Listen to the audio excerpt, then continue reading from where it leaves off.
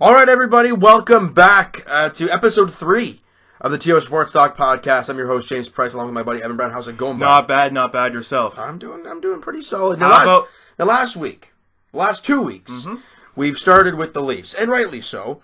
But this week's that's got to change. We'd be stupid not to start with the Raptors. The Toronto Raptors have been on an absolute tear right now. What is it, 8 in a row? 8 in a row now, and then we talked about in the last podcast how the Raptors needed to go, I think it was 15-5 the rest of the way to get 60 wins, which was going to be tough. And they've won 4 straight since then, since last week's podcast on Tuesday. Check that guy out if you guys haven't. So now it's 11-5. Can they do it? I think so. I think so too. I mean, it all starts tonight against Brooklyn, a team you should beat, but a grindy, scrappy team. Mm-hmm. But again, a team that the Raptors should beat, and even though it's not take them lightly. Absolutely not. I mean, you saw what they did to the Knicks. First half, yeah, there was a little sloppy, but the Raptors, I think, were up like 8 or something against the New York Knicks at the half. But then in the second half, they just exploded, and we're like, all right, we're done with this mess. We're done with this team that shouldn't be even this close. I'm just looking at the Knicks stats right. They're 1-9 in their last 10. I didn't realize they were that bad. Obviously Porzingis is out for the rest of the season. Who is that? Who is that dunk that the Knicks? It was Isaiah Hicks. What was that all about? Apparently he dunked over somebody, then he made like a gesture. I don't know. I don't know. I saw that on Twitter or something like that. I don't know if you knew much about that. No, I didn't. But all I know is that the Raptors, when they in crunch time, it's weird. When they take a lead in the fourth quarter, they never lose. Like we talk about how this team is not so great down the stretch. Well, that's complete bogus because I think they've lost 1 or 2 games after leading after 3 quarters. Just wanted to point out that also. Well, and Cantor, he didn't play. He didn't play in that game either. So they didn't have Porzingis. They didn't have Cantor. I mean, Joakim Noah's still on the roster. Well, yeah, I don't even know what's going on with him. But we're not even worried about that. No, Raptors took care of business against the Knicks. You got to do it. That crazy game of the year, in my opinion, against the Rockets. Would you say that, or would you say the Pistons game where DeRozan puts Anthony Tolliver on a poster? See, that was the dunk of the year. I don't know. And then the buzzer beater, not buzzer beater, but almost buzzer beater win by Freddie VanVleet in overtime. I mean, that whole game was left them wide open too. Well, I mean, DeMar drives. Yeah. What we're used to seeing from DeMar and Kyle is drive and have a couple of guys jump and take a ridiculously stupid shot. Both great games. Yeah, absolutely. But you can't go wrong with the Raptors and the Rockets. No, that was a game where you're like, yes, the Raptors are up by 16-17, but we never, not a single moment in that game did you feel comfortable. No. You never did. And it was a nail-biter. Clearly, you see why. Because they came back, and the Raptors were able to hold them off enough to get the victory. Now, we're not going to break down these games. If you guys did not check out the videos up on the main channel, TO Sports Talk, go check that out. And we're not going to break down the game specifically. But boy, oh boy, first off, Raptors have now clinched the playoff spot with the win against Detroit. And when was the last time the Raptors clinched a playoff spot first in the entire league? I don't think they've ever done it. They've never gone first. This is the earliest they've clinched a playoff spot. Right? Yes. I mean, everything about this year is firsts or the best season they've had. Yeah, I mean, that just tells you how good this Raptor team is. Yeah. And what makes this team who they are is their bench. Now, we've talked about these guys over the last 2 videos and all that, but 2 guys I want to hone in on specifically is Pascal Siakam and Jakob Poeltl. Those 2 guys, they remind me of DeMar and Kyle. With their friendship. You see them on and off the court. They're always together, laughing, joking around. They're in commercials together. This is Siakam's rookie season as well? No, they're both year 2. I think it is. I don't think Poeltl played last year. Yes, he did. Oh, did he? Yeah. Okay. Yeah. Right. It's OG's. His rookie season. Yeah, okay. Obviously, we did the draft. What was that? The live stream on the draft when OG was. Again, I haven't seen it. Check it out, but that's pretty outdated by now. Yeah, it's quite a while ago. Check it out if you want. But what this team has shown is that with OG going, like the depth of the team. I'm not talking about the bench. I'm not talking about. You're talking about the CJ Miles. I'm talking about. OG, who has started almost every game for the Raptors this year, and he goes down with injury. Well, a lot of teams would scramble and be like, oh, God, who do we have to replace them? You just bring up the sign a 10-day contract guy, whatever, right? Right, and that would just be a mess. Like what the Bucks did with Brandon Jennings. Right, and he put up a ridiculous first game. I saw that. That was nuts. But what the Raptors have is they got Norman Powell to slot into the mix. And I thought, offensively, some of the games he hasn't looked the greatest, but what he gives you on the defensive intensity is terrific. The last few games, I thought he hasn't forced his shots, and I think that's the thing for him. What we've seen a lot of is when he knocks down a three, it's great, because you're like, oh, that's so nice to see for Norman. But then the next time down the floor, he forces a layup, and it's like... But like you say, with him, it's just confidence. Oh, for sure. Because when he gets going, he thinks, "Oh, I'm unstoppable." Well, I mean, a couple games ago, he was on a tear. I mean, he shot the ball with ridiculous confidence. He shot so many shots, but he was making his shots. Are you concerned about his contract? No. Norman Powell? No. After I he don't just signed think the so. 4 year. We know what Norman Powell can do. We've seen it. You don't think he's overpaid? No. Okay. I mean, for this year, yes. I mean, obviously, because he's not producing the way we expected him to. He was the starting small forward to start the year. Why? Because of the year he had last year and the contract he got. I understand that. But we know what Norman Powell can be. We've seen it many times. We know what he can do in the playoffs. Yeah. That guy's a freak in the playoffs. But what we've seen from Norman Powell is that some inconsistency with his shot. Now, that'll come over time. I understand the contract is a little rough. It looks rough right now, but I think it'll grow on Raptor fans as he grows. It's not as bad, but kind of reminds me of the Carroll. A little bit, because Carroll, what he produced... before he was on the Raptors, what team was he on? Atlanta. Right. Atlanta, look at him, right? He averaged, 13, 14 points a game? Yeah, it was something like that. And then after... He comes here, and then he says... This is actually leading into tonight's game, actually. I know. He was sitting out with sore, what? Oh, sore rear end or something, He's getting rammed by the Raptors anyways. It's hilarious, because, we'll talk about that in a second. Game's at home, too, right? No, it's in Brooklyn. Okay, so... But anyways... Yeah. What we saw from DeMarre Carroll back in the since he came is inconsistent shooting, and then he talks about when he left the Raptors, he's talking about the team not trusting each other and all that kind of stuff. Well, when DeMarre Carroll got the ball, he looked atrocious, wide open three, not a guy in sight, not a guy in the same stratosphere. Air ball. I mean, it's just it's awful, and It's kind of funny because you wonder if what he says about the locker room is true, or is that just a... Clearly it's not an issue. DeMar DeRozan and Kyle Lowry's assist numbers are up. It was probably an issue for him. Well, when you're not shooting the ball well at all, someone's going to say something. No one's going to pass you the ball. This Raptor team has confidence in Serge Ibaka. JV is shooting better. He's the best 3-point shooter on this team. I mean, it's kind of crazy to say that, but. Now that leading into all that DeMarre Carroll talk, will he play tonight? Now I know what you guys listen to this podcast and you guys go through. You guys will know what happened, but right now, I don't know if he'll play. But see, it's funny because I could see if Brooklyn was in Toronto tonight, then it would be okay. I can kind of see why he's maybe quote unquote faking a soreness or injury, whatever. Yeah. But he's playing in Brooklyn. Like, what is that really the way he's going to play it? Whenever he goes to Toronto, he's just going to go out with soreness. Or the first game, it was rest. Oh no, and it was like game 10 of the season. Like, buddy, you're not that tired. Yeah, I don't agree with it. I don't agree with it at all. So that was a joke. But my question to you guys, our question to you guys, will he play tonight?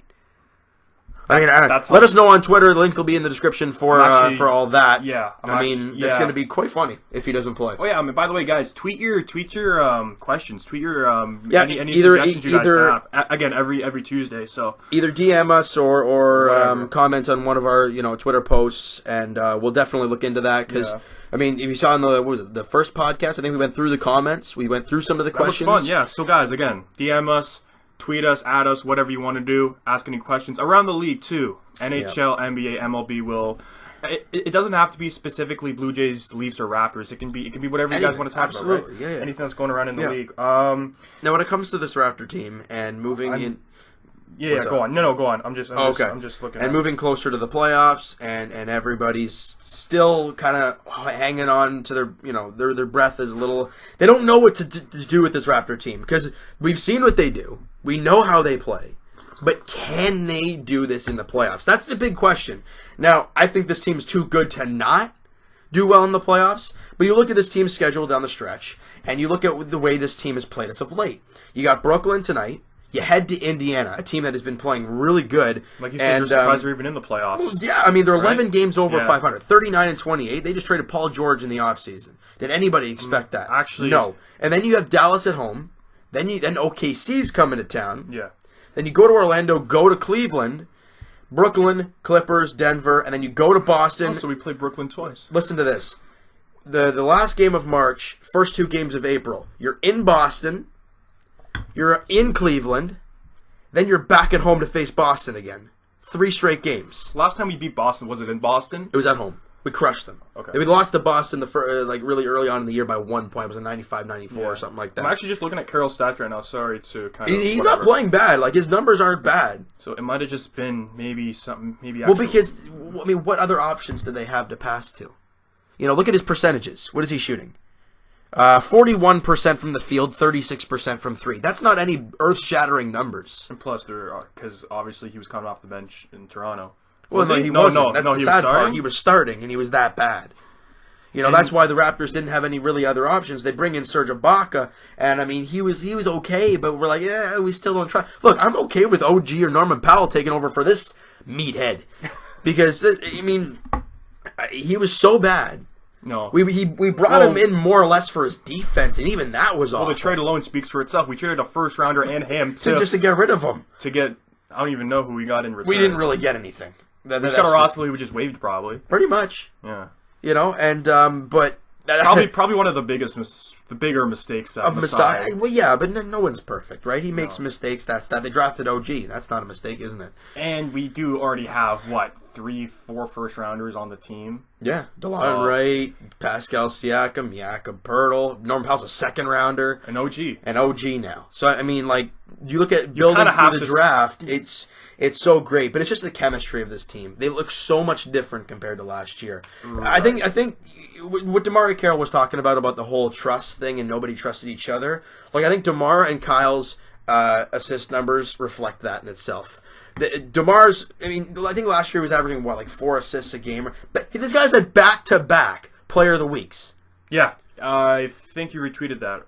Yeah. Or I did. Yeah. But back-to-back Player of the Weeks. The guy, I mean, his assist totals, he's averaging... still underrated as a player, absolutely, in my opinion. Of course.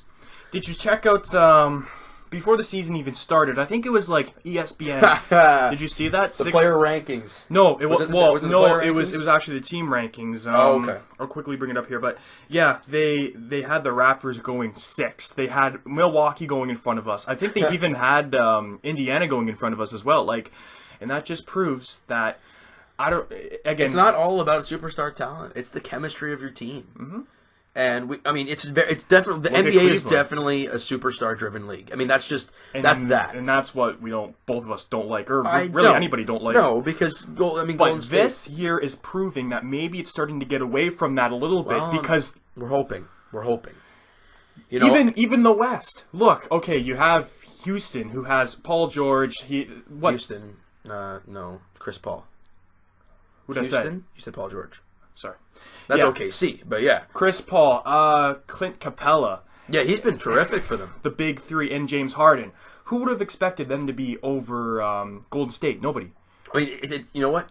I got to say, being in Toronto and being in the Eastern Conference, we don't get to see James Harden a whole lot. No, he's terrific. My God. I know. No. I know. What he did against the Raptors, I mean, he just his handles are an insane. He's fading from 3 with a hand in his face, and he knocked it down like it's nothing. It's I mean, he's terrific. No, it's crazy. It's crazy. You know, and he deserves all the credit in the world. For sure. Absolutely. Well, why not? I mean, the guy makes tough shots. He makes clutch shots. And he's just a great ball handler, and his assist numbers are great, too. He's just an unbelievable player. I still can't believe that OKC had Westbrook, Durant, and him. James Harden on one team for about good 3-4 years. They drafted all 3 of them, and and they pretty much got rid of those 2 for nothing. Durant left in the offseason, and then they got... they didn't really get much back. I mean, because it was free agency, right? No. I'm thinking of the Harden trade. Oh boy, that was too long ago for my knowledge. Right now, it's been too long. Yeah. But you look at the way that OKC's team is. They're kind of gelling now. They're playing a lot better. I think they're 40-29 now. They're 11 games over 500. They've been playing better basketball. Obviously, Paul George has found his stroke. Melo's been better. Westbrook is Russell Westbrook. So it just took some time. And I understand that because Melo's played with the Knicks for quite a while, and Paul George has never played with any other team than Indiana. Yeah, that's the only team he's played with. So I mean, it's a tough stretch. And it's same thing with like Thomas Buchanan. It's for the Leafs, right? He's never played with any other team than Montreal, so you got to give him time. But just going back to the James Harden trade, it was the Thunder acquired Kevin Martin and Jeremy Lamb and 2 first-round picks and a second. Yikes! And 2 firsts are nice. Well, no, one of those firsts ended up being I forget his name. The guy who has all those tattoos on his... Or no, Steven Adams. Steven Adams. Oh, yeah. So, I mean, he's been great for them. But, I mean... And the other one was Perry Jones. You did... Oh, boy. But you give up James Harden. Like, that's just that. That's Jeremy Lamb was the big piece going into that, but obviously it didn't work out. But steal for the Rockets, I got to say, but... I don't know. Heading into the playoffs, this is going to be quite interesting. Time. You know, we're only 16 games away. Because, like you said, we're starting to get away from the whole superstar fandom. Because who would have... Well, we are. I mean, as Raptor fans, we are. Because we know what DeMar and Kyle are. We know what they are. But it's the rest of the team that's really I feel like driving. Houston's kind of similar to us. Like, yes, they have James Harden. And they did go after Chris Paul. So, I mean, that's just another superstar. I understand that. But other than that, they really don't have... Trevor Ariza, Clint Capella, like you said. That's what I'm saying. They have all these Eric pieces. Gordon. Yeah. That's what I'm saying. They have all these pieces, and they don't have necessarily, like... You don't need to go stacked team. You don't have to go sign a Kevin Durant in the offseason, something like that, right? But, no. I mean, that's just that. I think the Raptors are the favorite out of the East. I don't think there's any question about that. Boston's offense, Boston just clinched, by the way. Which, yeah. I mean, I think we all expected that to happen. Yeah. But I just feel like the Raptors... I don't think Cleveland's got it. I know LeBron... Guys, I know LeBron James. You can't count him out. I understand that. But who does he have around him to play consistent, amazing basketball? Kevin Love, I mean, you've seen him, right? Cleveland fans have been like love-hate with him, you know, and it's, I don't know how to feel about that. Obviously, having Kyrie Irving there, I mean, that's a driving force for that team. I mean, the only guy I can really see is, like you said, Kevin Love, maybe Larry Nance, but... Jordan Clarkson, maybe. But, I mean, like, these guys are not going to throw up 40-point games, 30-point games when you need to. I mean, they maybe once in a while, but they don't. Can they do it consistently? That duo. No, like they don't have like LeBron James, even Isaiah. I understand that didn't work out, but even the 1-2 punch, I can't see that. Yeah, they have that, and then you look at Boston. Yes, Kyrie Irving is unbelievable. He's a terrific player, and yes, they're a very young team, and they're fairly hurt as well. With obviously Gordon Hayward hurt, and Jaylen Brown's out right now, and you know, I mean, they're a team that's really beat up. Can the Raptors take advantage of that? Who knows? We might not even face them. We might not, because you got to remember how tight this Eastern Conference is and how good the Eastern Conference is. Boston would play Milwaukee if the playoffs. Great news is, as we talked about in the last podcast, I wanted to avoid Milwaukee and avoid Philadelphia. Well, now it is lined up for Miami, the team that we wanted. It's close, though. It's close. It is. It's very tight because I think Miami lost last night and Milwaukee won. Even Washington, I do not want to face Washington. That's that period. You know, it's just a really tight Eastern Conference. Because you look at the first round matchups. Who would Boston face? The Bucks, Milwaukee. That's not an easy game. No, and then we got the Pacers. And who's Cleveland playing? Indiana passed Cleveland. Yeah, absolutely. I did not know that until we started this podcast. And who's Cleveland playing? Cleveland's playing Washington. Is there any? That's going to be a tight game. No, it is. That's going to be a bloodbath. But playoff LeBron. I mean, I understand. I know the Wizards haven't done really anything in the playoffs. No, and John Wall's been. I think he's still hurt, and he just hasn't been really consistent. And neither the team in general hasn't been consistent. They're kind of holding on to their same guys too much. Gortat, I don't believe he is still a good player. Jody Meeks. No, Jody Meeks. Satoransky's been great for them though in place of John Wall. Otto Porter's actually he's having a good season. Yeah, he's having a good season. 15 points. Kelly Oubre as well for the not bad bench player. But I don't know. It's a very tight Eastern Conference, and we can't go into Raptor fans. What I would love to see is that if Cleveland somehow could happen, it probably won't drop to 8th, and we would have faced them in the first round. Wouldn't that be funny? That'd be hilarious. Wouldn't that be funny? I mean, it's going to be a very interesting playoffs. I know Raptor fans are thinking, "Oh, we're the first place team in the East. We haven't lost in a while. We're like 15 of 16 games we've won. It's a joke." But it's the playoffs. No. You could get knocked out in round 1. You never know. But that can't go to your head. No. You can't think as Raptor fans, all right, we're going to the finals. We're the best team in the East right now, so we're going to the finals. That's not what that means at all. Oh, Miami. Easy. Easy, then you face, you can face Boston. Oh, we can take them. Then who do you face after that? Whoa, slow it down. Because we've seen we got to get through. You got to take it game by game, round by round. I mean, we can't look too far ahead here. And plus, like we've seen what this Raptors team has done in the past in the playoffs. Hasn't been pretty. But the thing is, hasn't had a lot. The thing is, you actually have a bench that can score. Because I'm sorry, I'm so happy Masai Ujiri moved on from Patrick Patterson. That guy couldn't shoot a brick that's all he did shoot was bricks. Even Terrence Ross, really. Well, Ross was so inconsistent, man. He'll throw up like a 30-point game. You're like, there he is. The next game he gets 2 points on like 1 of 8 shooting. I mean, you never know what you're going to get from him. 52-point game against the Clippers back in the day. Right, and then the next game he had like 12. So you never really knew what you were going to get from that team one day to the next. Then you throw DeMarre Carroll into the mix. This team, a lot different. The chemistry's there. The ball movement's there. This team is one of the top teams when it comes to assists per game. I mean, the turnovers per game were one of the best. Just the few things that this team is still not there is the rebounding and the offensive glass. Which we were talking about. Or I guess the defensive glass on our end. We talked about that before, obviously, and we were kind of talking about getting maybe somebody in free agency, like a hardcore rebounder. It wouldn't be a bad idea. Jordan, wouldn't be a bad idea because is Ibaka really gonna give you that defensive presence? Right, but the problem is about DeAndre Jordan. The guy can't shoot, and he wants to start. He doesn't want to come off the bench. So there you go. That's where that. That's why I'm saying I wish we would have. I get we didn't have the cap room. We had to sign DeMar. I think it was I think it was 2 off seasons ago with the whole Bismack Biyombo. Yeah, he was the perfect guy you wanted for those rebounds, those block shots. But again, he couldn't shoot the ball. But anything out of the paint, anything from the free throw line. But you're not getting them to shoot the ball. But then you get the automatic fouls. Yeah. Right? When teams are like, "Oh, this guy can't shoot. Let's just foul him." Shoot as in like because you know how people do that with DeAndre. Yeah. DeAndre Jordan and Andre Drummond. They're like, we're just going to foul this guy, just to stop the clock, slow it down a little bit, and that's that. I think the perfect guy for us that can actually shoot those free throw shots.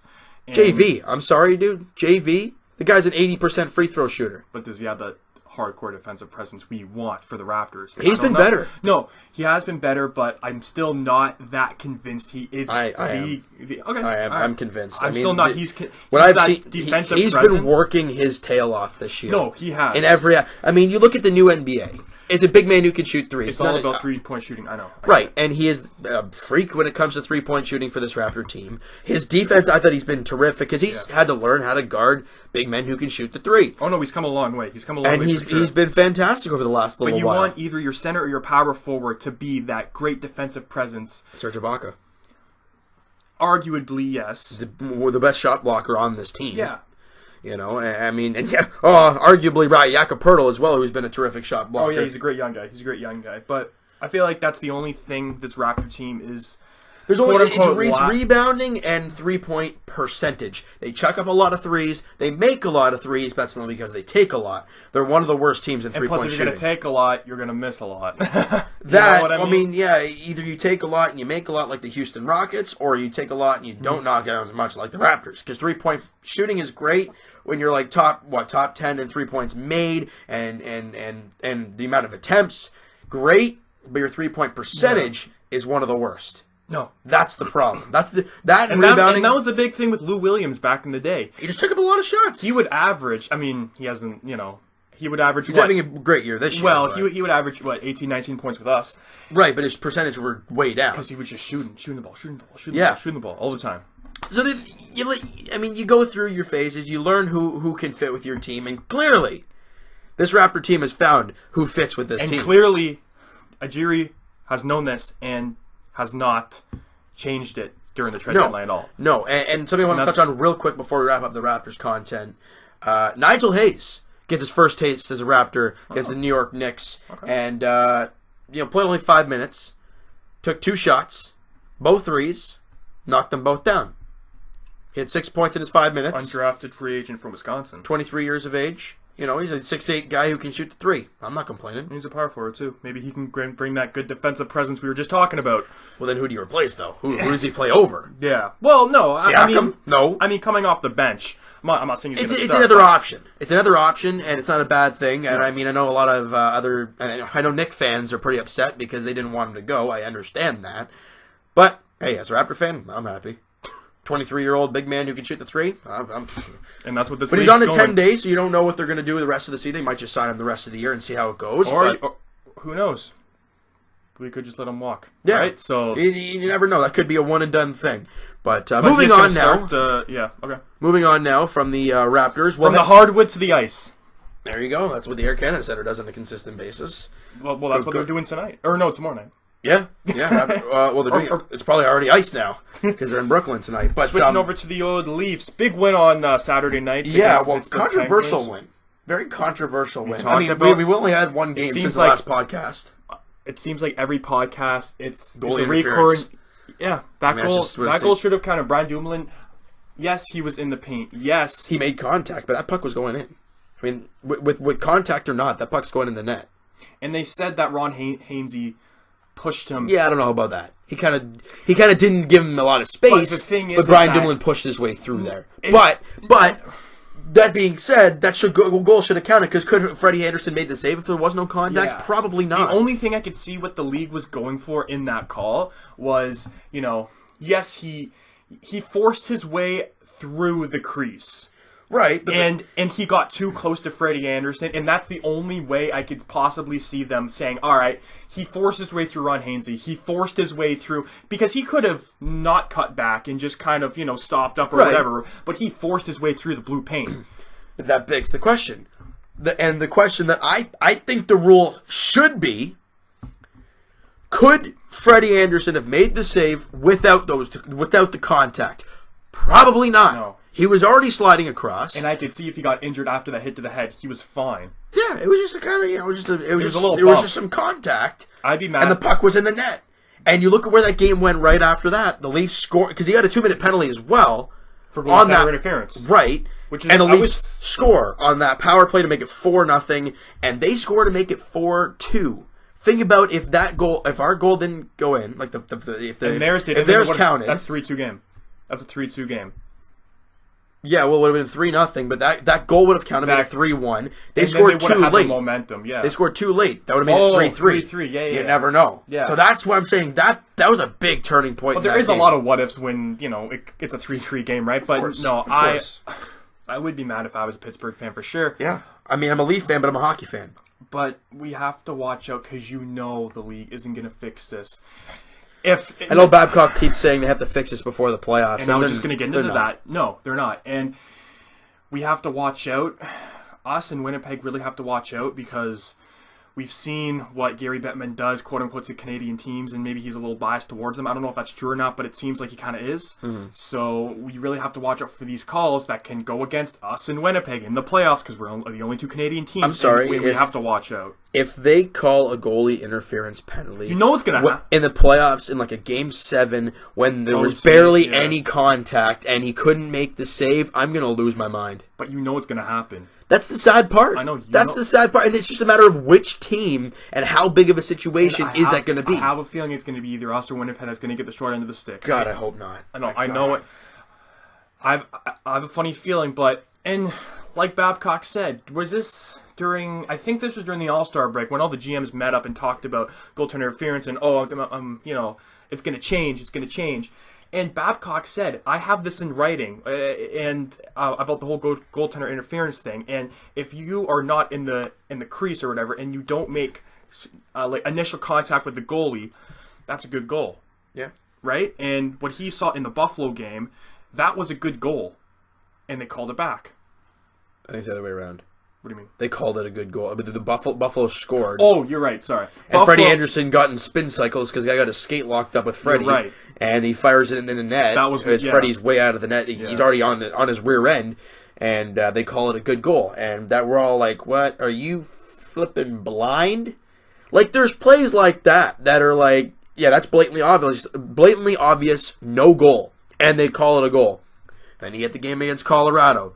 Then you get the game against Chicago. You get the game against Pittsburgh. But we already kind of mentioned all those games, but it hasn't got... It's a recurring theme, that's why I keep talking about it. It literally seems like it's the opposite of what we think is going to be called. They call it. The thing is that I would love to be a fly on the wall when they're actually reviewing these goals in Toronto. I do, yeah. Where, where the big head office is, whatever. I'd love to be a fly on the wall. It just seems like they're just guessing. They're flipping a coin. No, seriously, like it really is because it just makes it so frustrating because we see it. Us fans can easily say that's a good goal. Well, I love Mike Babcock's reactions when they call some like the Buffalo game, for example. He just smiles, laughs, shakes his head, and calls them an effing joke because it is an effing joke. And that's the only thing you can do, just laugh because you have no control over the refs. No, you can't. And then if you argue, that's game misconduct for whatever. Whatever you want to call it. My God, a 2-minute penalty for all right? That kind of stuff. But we'll move on from the goalie interference because I feel like we talk about it every single week. But it does happen every single week. It really does, and it screws some team over every single week. No, great game. But for the Leafs, they obviously haven't clinched the playoff spot, and the Bruins and the Lightning have just been tearing everybody up. It looks like we're going to be either facing Boston or Tampa on the road in round 1. Probably Boston, which is quite terrifying. But it is quite terrifying. But look, if the Leafs can find a way... And you see what the Leafs have done to the Bruins this season. Overall, yes, but two of the 4 games were early in the year when Boston was under 500 and really bad. It doesn't matter. It's still Boston. I get that. It doesn't matter. I get that. You know? It's and with McAvoy out and Bergeron out, you kind of got to, again, they'll probably be ready for the playoffs, but that's a huge loss for them. Big time. They're not. And before we move on to the next Leaf game and kind of breaking down the next couple games for the Leafs. Yes, sir. What is your take on Brad Marchand? I want to hear your thought about him. He's a great player. He can score a lot. He's a terrifically skilled player. But you have to realize a couple years ago, it was worse. He was way worse than he is now. A couple years ago, he wasn't looked at as a 30, 40 goal scorer. He was looked at maybe a 20, 25 goal guy and a greasy 60 points and a really greasy rat. He has gotten better over the years. Look what he did not too long against Chicago. Against Duclair. Against Chicago. Yeah, he basically jumped out. It was a knee. I think it was like a knee to the abdomen or knee to the groin or something. There's no need for that, man. There's no need for that, and that just brings back memories of the Matt Cook situation. Yeah, is this the 3rd time this year he's been suspended? Or I don't know did he get suspended for that? I don't even know if he did, or if he's having a hearing now or something like that. I'm not sure if he is. I think he just got fined. If you want, you can quickly look that up. Yeah, that's what I'm going to do right now, just to see. But we all know Brad Marchand plays over the line, and you can say that about Kadri. I don't think Kadri plays as hardcore as Marchand. I think they have the same kind of mentality when it comes to the Rat, but I don't think he plays over the line like Matt Cook. I don't know, man. To be possible, this should be a suspendable offense. No, it should. That would have been 3 this year, and that's a lot. Mm-hmm.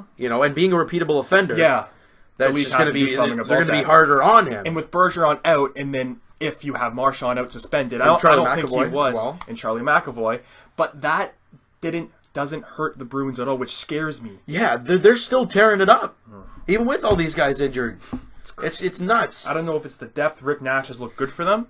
He hasn't looked stellar, but he's looked good. I think he's got maybe 4 or 5 points in maybe 10 games. That's not bad. Hey, that's not bad at all. For a 33-year-old quote-unquote decline. Yeah. But moving on from the Bruins, because I don't want to talk about them too much.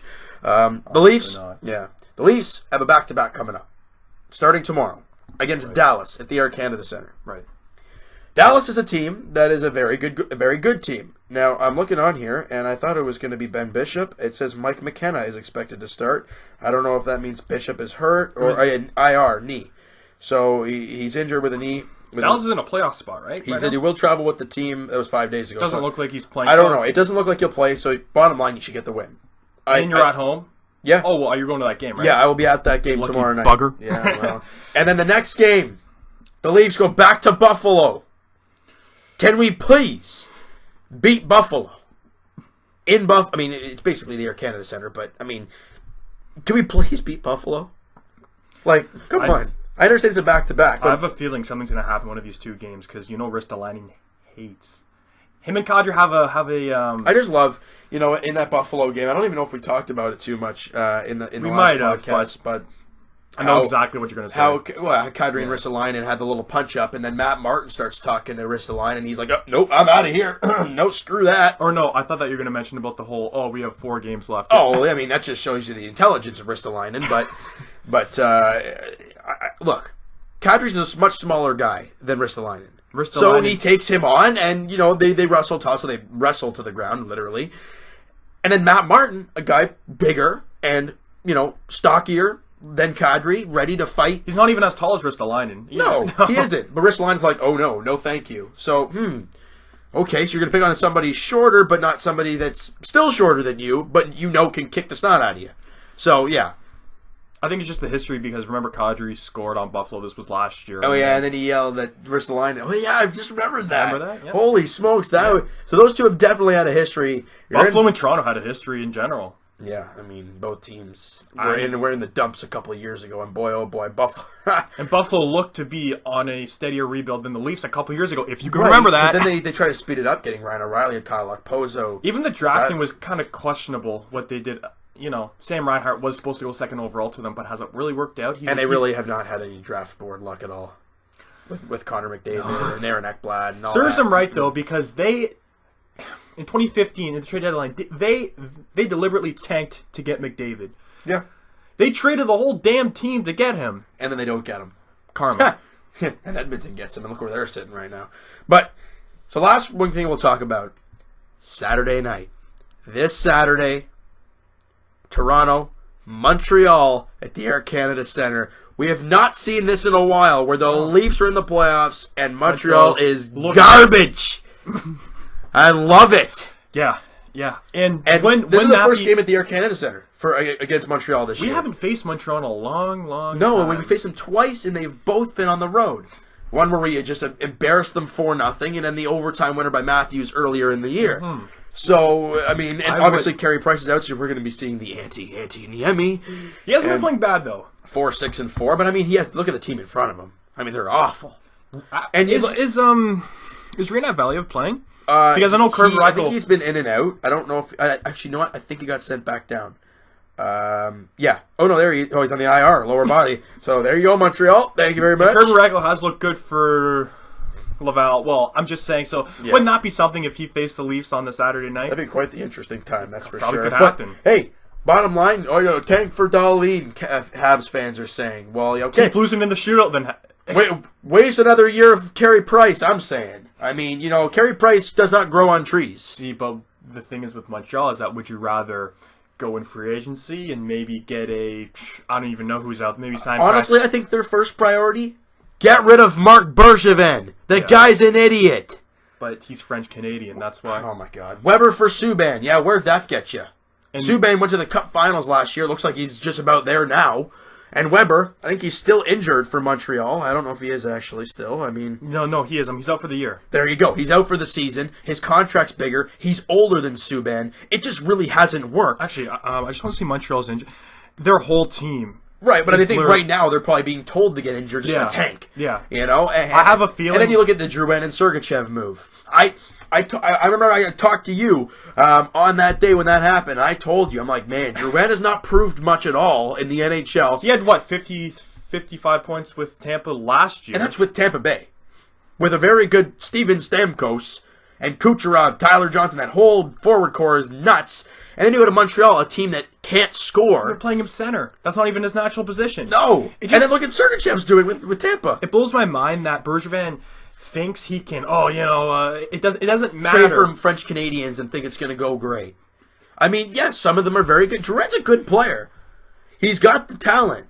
His mentality, I'm not sure, is there. Because I think he's too rambunctious. Yeah. I think he's a little too full of himself. His maturity is obviously not there. Look what happened with Tampa Bay 2 years ago. Why do you go after one-for-one swaps for things you don't really... I mean, you look at... you look what Montreal lost last year. To be fair... They lost defensemen. They lost Markov, Emelin, all these guys. And then you go trade Sergachev? Look at your D-core, right? Your best is Jordy Ben, for God's sakes. And I think he's hurt now, isn't he? No, he's not. Not yet. Yeah, absolutely. But it's just... The whole team's a mess. The only really bright spot is Victor Mete on defense for them. I think he's hurt now. Yeah, he's on the IR with a finger injury. Why not? because he's the only bright spot. They want to keep him healthy, and tank for Dahlin because he's playing well. But enough about Montreal, because the team's a joke. The Leafs are 40-22-7. Very good. Very good. A question I have for you before we wrap up this Leafs content. No, Shmelia? Okay, we're going to keep on going here. Keep on going. Keep on rolling with the Leafs. The Leafs have 13 games left. 69 games they played. Right. 69 Boston's games. Only... Oh, yeah, because Boston's played only we haven't played much games as of late. We have 13 games left. Yes, sir. We have 87 points. Will the Leafs hit 100 points? 13 points in 13 games. Will they do it? I don't know. That's the thing. As an unbiased Leaf fan here, I don't think we will. Really? I don't. Dallas, Buffalo, Montreal, Tampa Bay, Nashville, Detroit, Buffalo again. Again, you play Buffalo 3 more times. And then you got Montreal. Like a pretty much whole playoff series with Buffalo. You Buffalo. play Montreal twice. So if you're talking about teams that are out of the playoffs not playing well, Montreal you play twice. Buffalo you play 3 times. Anybody else in there? So no. And then Detroit, I guess you could throw in there. Florida, but they've been playing really well lately. So I don't know. I think it's doable. It's not going to be easy. No. And how the Leafs were playing in the last 5 games. Right. They beat Pittsburgh, we understand that, but they haven't. But you know what I'm loving? They haven't looked really that good against Pittsburgh, in my opinion. Really. Right. And you know what I'm loving is the days off, because you know who needs that? Matthews. And Freddie Anderson. That guy has worked too much. He's looked tired. I mean, he looked fine in the Pittsburgh game. I thought he was great. He had 40 shots against. 2 goals on 40 shots. That's more like Frederick. I still don't like how the Leafs are giving up 40, 45 shots. We all know what the defense is still like. No. As much as this team is 3rd in the Atlantic Division and had we do have bright spots in defense. Travis Dermott, Timothy Liljegren, is doing well with the Marlies, but they're not there yet. No, there's still more pieces to build. And it's always been a thing about the Leafs getting outshot crazy numbers here. Yep. That's why I don't. Again, we all want to hope. I don't think they can do it though. 13 points, 13 games. You say no. I think they can. I think with the rest they've had, I think Freddie Anderson is going to have a great end of the season. Because the Leafs play down to their competition, which I don't like. They've always done this. Look at Pittsburgh. Well, I mean, you got Dallas tomorrow, and they're a good team. So they'll probably beat them and then lose to Buffalo.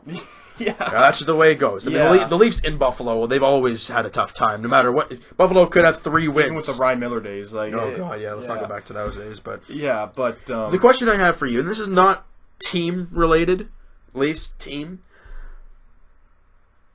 Who is the GM next year for the Leafs? Lou Lamoriello's been talking about him kind of stepping down and stuff. Maybe Kyle Dubas taking over in his place. Do you think that'll happen? Do you think Lou will stay? The one thing I heard about, the one thing I heard about this whole situation is that if Kyle Dubas would be GM for the Toronto Maple Leafs, the players wouldn't take him seriously because he's only 29, which I think is just ridiculous. Yeah. If he has the qualities to be a very suitable GM, I think he might be the next GM for the Leafs. And plus, everything I've seen from Kyle Dubas, he's been terrific.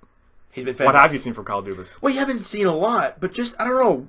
There's something about the guy and the small moves. And it's not like Lou is leaving the organization. No. He's going to be president of operations or someone higher up. Right. So if Kyle Dubas does have a problem with somebody, Lou's just a call away.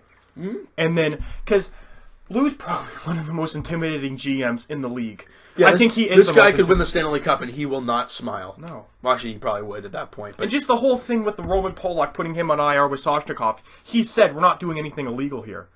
He wasn't hurt. Soshnikov and Polak were not hurt. Yeah. And Lou put him on the IR. I don't understand that, but that's just coming because I trust him though. I mean, as much as he spent 25 years in New Jersey, he spent a long time as GM with the Devils. He knows how to win. He's been around the block multiple times, and he's almost 80. I think that's crazy, eh? He's not slowing down though, and I don't know. What do you think, Dubas or Lou still? Oh, Lou still for sure. I don't think Dubas has really proven himself that much, but teams have been interested in Kyle Dubas, and it kind of scares me if the Leafs don't give him a shot. I think he will leave for another team that is willing to put him as GM right away. And like Colorado was interested in him last year in Arizona. And I don't want any team to snag him. I want him around. So the last thing I want to talk about hockey-wise before we move on to baseball and then wrap up the show. And this is an NHL thing. I want to say my personal, because I'm a huge Alex Ovechkin fan. I want to congratulate him on 600 goals. Scored 2 last night against Winnipeg, and exactly what you're going to say. So I'm going to bring up. No, keep talking. He has 600 goals. 32 years of age. Yes, I can't believe he's 32 now, but 600 goals, and the Capitals are a team that not a lot of people have talked about, yet they're still first in the Metropolitan Division. Now, yes, they wouldn't even be in a divisional spot if they were in our division, but now the question I have for you, yes, Ovi, 600 goals at 32 years old. Yes, can he pass Wayne Gretzky for first in history? Wayne Gretzky has just under 900, 894 goals. It depends how long Ovechkin plays. I mean, he's been very durable. He hasn't been injured a whole lot. Let's just say that he plays until he's 37. That's 5 more years. I don't know. Can he get 95 goals, I guess? Okay, well, let's say he scores 450 goal seasons. That's only 800. Yeah. So it's going to be tough. I mean, that's just a tough one. But again, he's not done this year yet. He has 42 this season already. In his prime. He's not. Usually players start declining when they're about 34, but for superstars, 35 probably. Yeah, and I just got to give credits to OV for showing, because I mean, there's been a couple of years where he's only got like 33 goals and 34 goals, and people have been like, so bad for him. Oh, come on, there he goes, he's down the drain again. Him and Henrik Lundqvist deserve cuffs. I get what the Rangers are doing. Lundqvist isn't going to get company time now. He can't do anything about that. And the thing is about Washington is that since all the pressure is off them this year, they didn't really make a big splash in free agency. I get they wanted Carlson. That obviously didn't happen. Well, no, of course not. Maybe this could be the year for Washington. Because there's not a lot of pressure. I mean, the past years they've been the best team. They've won the President's Trophy. Everyone's like, oh, they're going to rip through everybody. Shattenkirk last year. Oh, they have to do it this year. All the pressure on them. They're facing the Pittsburgh Penguins in the second round, the Leafs in the first round. Right? Yeah, instead of making some crazy move, they get Michael Kempny. And that's not a huge move, but it's something that can solidify your defense core. So it's going to be very interesting to see what Washington does in the playoffs. Great news, Leaf fans, we don't have to see them again. But it looks like, I mean, good or bad news. I mean, you kind of might want to see them, but I don't know if you do or not, because you got to face Boston or Tampa this year. So it's going to be a tough one. No, it is. It's going to be a tough one. I would rather face Boston over Tampa any day of the week. I think so. I mean, Tampa's just a freak of nature, and wouldn't it be great if the Leafs could find a way to beat Boston and Tampa gets upset by the wild card team? But I mean, let's not. To the ice, from the ice to the baseball field, to the diamond. There's not a whole lot to talk about. There's really not a whole lot to talk about when it comes to the Blue Jays. Again, you did your recap. I did it yesterday. I did it yesterday on the TO SportsTalk. But you said that you wanted to talk about. There's a couple things I want to discuss, and the first thing is Marcus Stroman's shoulder, and obviously inflammation. I think it's inflammation. As much as I'm nervous because anything to do with your shoulder and baseball, it's scary. Mm-hmm. I mean, anything to do with your arm is scary.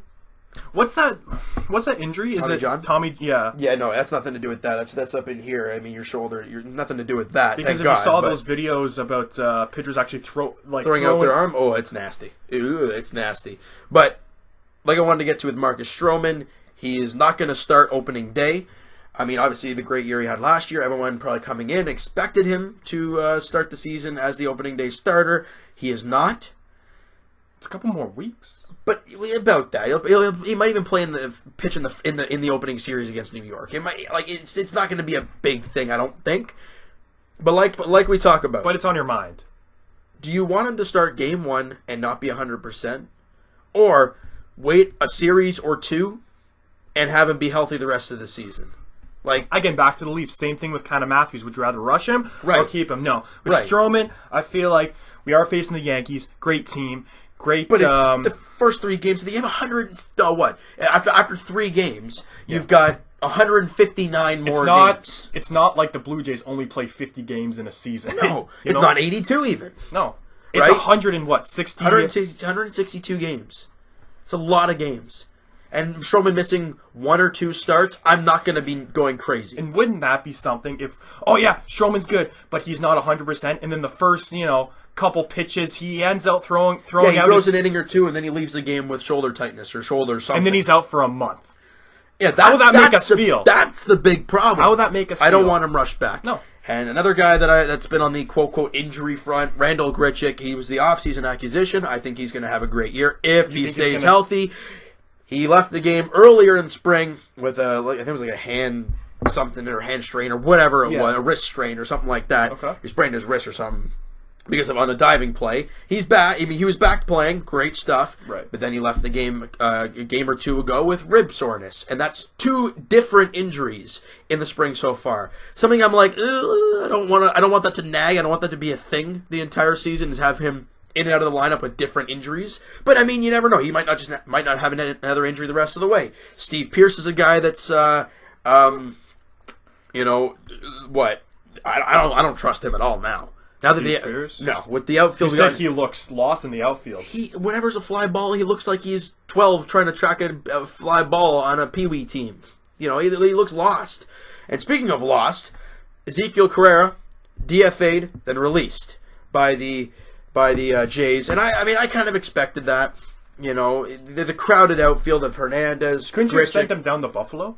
They did, but then they just released him because it's not going to He's a veteran. He's not going to play in Buffalo. I mean, that's just that. So you let him go, let him play somewhere else. That's fine because the Jays have Granderson, Grichuk, Pilar, Hernandez, and that's 4 right there. You only need 3 to start. You have 4. And I'm probably missing somebody. And Steve Pierce as well, but he's a joke. But he can hit the ball, but he can't really do much in the field. Would you rather start Smoke or Pierce for your first base? Smoke. Yeah. The way he played last year, I mean, you got to give him the chance. You got to. Think it's a one-hit wonder for Smoke. He had a slow year, slow end of the season last year. He didn't home run the rest of the way. Training? He has not played well. He's just barely hitting over 200. But again, it's early, right? And again, he wasn't looked at to be this last year. Right. I don't know if it's a one-hit wonder kind of thing, but hopefully it's not. We're gonna have to wait and see when it comes to that. I'm kind of surprised we didn't let him go. During the trade deadline last, because we could have got a boatload. Well, yeah, that could be his. I mean, if he has a bad year this year, you really missed out. So there's that. At 31 years of age, you got to. But quickly, something I want to talk about. I know I said it in my video yesterday, but I want to say it again, just because to keep Jays fans positive. We had a good look at the young players, Guerrero and Bichette and Anthony Alford, and you saw those guys. I think it was in the 9-3 win over Baltimore. I think it was. Everyone was shocked to see Vladdy Guerrero Jr., 18 years of age, this team's prized possession, be in the lineup for his first spring training game, and probably going to be his only spring training game, but just to give him a little taste. And we're thinking, you know what, maybe he can get us a hit, maybe show us a little spark. Yeah. The guy goes 4 for 5 and scores 2 runs. He's 18 years of age. Nuts. Think he'll start with the team? No. I think he'll start in Double A. I don't even think he'll play this year with the Jays. But would you be mad if you started against the Yankees? Yes. Okay. He's 18. I don't think he should play. No. Okay. And I think my personal opinion, I think they're just they're trying to groom Vladdy for when Donaldson leaves to kind of, because he's a third baseman as well, just to kind of smoothly transition that. This is his second year in Buffalo or first? He hasn't played in Buffalo at all. So his first. He's never been higher than. So why not just keep? Yeah, exactly. And he's 18. Why not just Him and Bo Bichette. Bo Bichette's 19. They've kind of come up together. Don't hurt his development. You don't need to. No. You really don't. And plus, he doesn't need to step in right now because again, we still have. And some Jays fans are like, "Well, if the Jays are tanking the season and they suck, bring them up." No. Well, why would you bring up a guy in a down season, in a garbage season, and then to lose his confidence? That and you waste a year of his because arbitration. I don't know if you know this, but you have to play. I think it's like 7 years or something in the big leagues to hit free agency. Okay. Otherwise, you go through arbitration. That's why Josh Donaldson, he was a late bloomer in the MLB. That's why at 32, 33 years of age, he was still hitting arbitration. Now, obviously, he's played 7 years now, so next year he gets free agency. That's where all the kerfuffle happens. And then the money. You bring up Vladdy Jr. in a stupid season where nothing's going right. That's 1 year. You're not going to make the playoffs. That's 1 year of his arbitration eligibility gone. 6 more. Right, but you're wasting a season. No. You don't need to do that.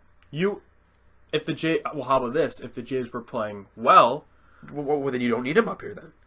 Even backing up JD. Why do you need him? Right? Maybe just to get him a little taste, and then no. I don't even think so. I personally don't think he should even see the big leagues this year at all. Not a September call up. I don't want to see anything. That's smart. I want him to play Double A if he rips that up. Him and Bo, if they rip that up in Double A, move them up to Triple A, and then kind of leave them there for the season. Let them play it out. Let them do their thing, and then next year, if Donaldson doesn't come back, And then that's a big issue. Well, you have Vladdy, who's been playing great in AAA. You give him a chance to start the season. You give him a chance to make the team out of camp. Now, it's great to see because Bo Bichette goes 2 for 3 with runs scored and 2 RBIs in his debut. Yeah. And we're not even talking about it because Guerrero went 4 for 5. And then you forget Anthony Alford, our third best prospect. He went 3 for 4 in that game. So, the Jays' future is bright because...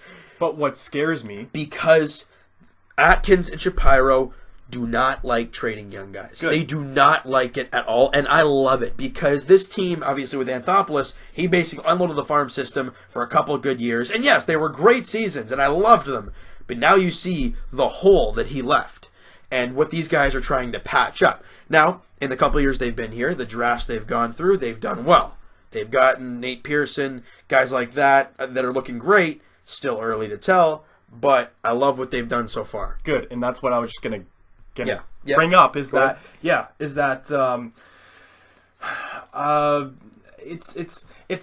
kind of a weird situation with Josh Donaldson and going, his last quote unquote maybe his final year with the Jays, and maybe Ben Shapiro. Thank you. Maybe saying, okay, well, we want to keep Josh Donaldson, so maybe we gotta let go one of these young guys. No, to maybe keep him around. Yeah, absolutely. Would you be iffy about? I don't want him? If that's the case, I don't want Donaldson back. If that means getting rid of some, and that's why these guys did not break. Yeah. Everyone in the offseason was like, "Oh, we want the Jays to go after Christian Yelich or Marcelo Ozuna from the Marlins." They're young-ish players. They've played a few years in the big league. We're gonna have to give up Vladdy G. You're gonna get. They asked for both of them. For one guy. They're great MLB players. They're 300 hitters. They're terrific. So they're proven young guys who can play in the MLB. Right, but that means trading your young stud prospects, and they said. No. And even in any sport, not even baseball, you build through the draft, you don't build through free agency. Well, you saw what the Astros did. They're a still doing years of sucking, and then a lot of years of sucking. They sucked for a long time because it takes longer to develop and the players. That's why. Same with the Cubs too. And that's why even last podcast I talked about this. Last year the Jays should have retooled, should have maybe let Justin Smoke. See, that's the thing about Donaldson, right? Because we can only have hope for so long. I keep saying this, but this team, I don't know, man. They stay healthy this year. You never know what you're going to see. But you got to stay realistic. Hope is one thing, but you got to stay realistic. Right. I mean, I don't know what to expect this year. I honestly have no idea. If this team stays healthy, it could be great. If they're not healthy, they could be bad. They're to be really bad. If they could just be bad, even if they're healthy. During the season, when the trade we never know what we're going to see. Hits, we don't know what they're going to see. You could see a Josh Donaldson.